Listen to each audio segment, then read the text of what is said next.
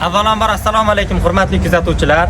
Biz Tillar va maktabgacha ta'lim fakulteti koordinatorlari 21-oktyabr o'zbek tiliga davlat tili maqomi berilgan kun munosabati bilan an'anaviy odatimizga aylangan barmoq izi yordamida Alisher Navoiy haykalini chizishga ahd qildik.